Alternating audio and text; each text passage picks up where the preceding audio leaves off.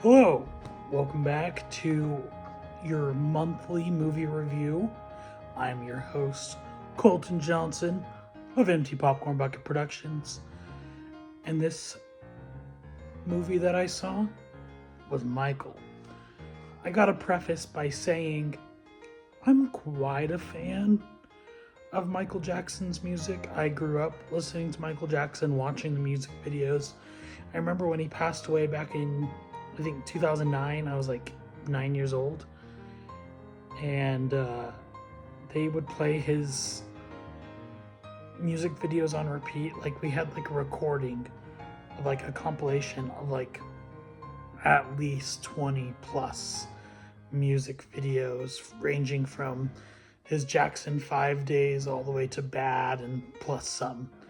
Or, I mean, some of his even later stuff, like the Earth one, things like that. And I like his music. There are some complicated things with Michael Jackson himself that I won't go into directly. And I just want to preface by saying that is probably what you might be getting turned away by when it comes to this movie. We get biopics probably once or twice a year now, and I enjoy them. The last biopic I actually checked out was Better Man, which was the biopic of Robbie Williams portrayed by a chimpanzee, and I don't even really know who Robbie Williams is, and that movie freaking rocked. But jumping into my full thoughts, I kind of settled my expectations a little bit. I thought it was going to be moderate to average, and I was very much surprised. And maybe biases and enjoyment kind of succeeded those expectations, because I love the music of Michael Jackson. Like, you got my foot stomping, my head bobbing. His music's very well done. He was a very, very talented guy, and I feel like they portray that in a very well thought out way. And having Jafar Jackson, which was his nephew, portray Michael Jackson, I felt like was very appropriate, very well done. He nearly perfectly encapsulates who Michael Jackson was as an artist, and you can kind of see that near childhood essence that was trapped within Michael Jackson the entirety of his life. And you can see that that childhood he didn't get to experience was just trapped in there, that he just tried to embrace it when he could. You can see that in that movie. He gets very set on certain things, but he's just almost a scared boy. And it's interesting that's how they portrayed him. But he also was very quietly outspoken, and he worked with people to get things done and to assert himself. And it was really cool to see that story. So another thing about this movie, it is basically the starting time of the Jackson 5 all the way up to Bad. It doesn't cover his whole history, but there's a point to that, which I'll get to in a minute. But I feel like this movie does really well showing that dynamic between Michael and his father, played by Coleman Domingo, and he is hauntingly terrifying. And it kind of made me think of his role in The Color Purple from several years back. He does an incredible job capturing the menacing aura of that very selfish and conceited man.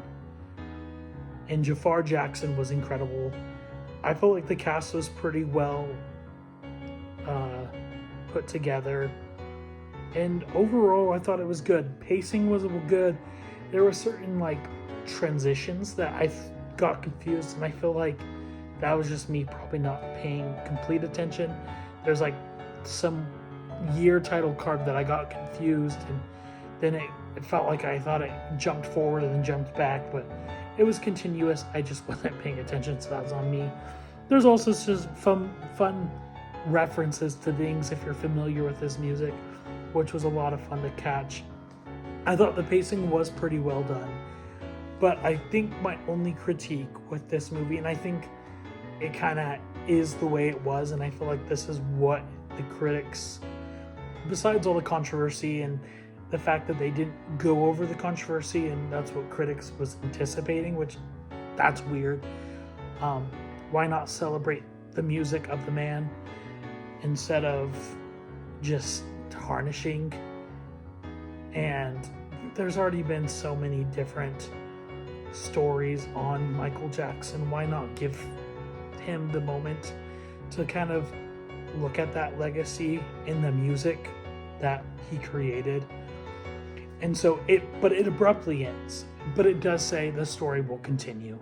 So, and I think it'll be a missed opportunity if the sequel isn't called Michael Jackson, or isn't called Jackson, because we got Michael, and then if we get Jackson, I think that would be great, because Michael 2 would sound weird. I mean, they could call it Michael Jackson, because, like, I don't know, it's interesting. But I thought this movie was very well done. I was very much surprised, though, from a not conceited, that's a bad word. Critics will have their opinions. Maybe this is a cash grab to give the air of Michael Jackson a little bit of cheddar, you know? But from just an overall perspective, I liked the movie. I loved the movie. I thought it was good.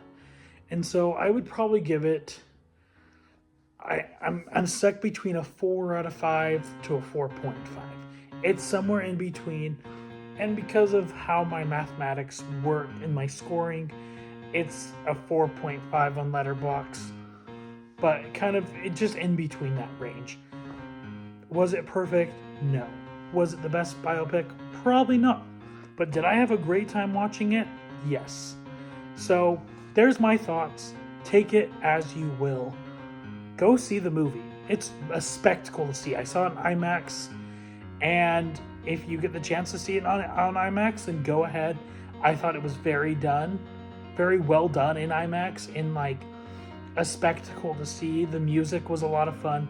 I think in Dolby as well. I feel like with the surround sound and all that, I feel like that will be super well with the music. But you make that decision. Go support the movies. Go check this one out. It was a lot of fun. Let me know if you've seen it, and give me your thoughts in the comments below. I also want to say thank you. I finally hit 300 subscribers, which is pretty exciting. I also have another video. Last year I did my Star Wars video. Well, we're coming back and doing the original trilogy, so stay tuned for that. I'm hoping to get that released by May the 4th, so we'll see. But thank you so much. Make sure to like, subscribe, and share this video. Greatly appreciate it. Go check out my TikTok, Instagram, and have a wonderful day. Bye.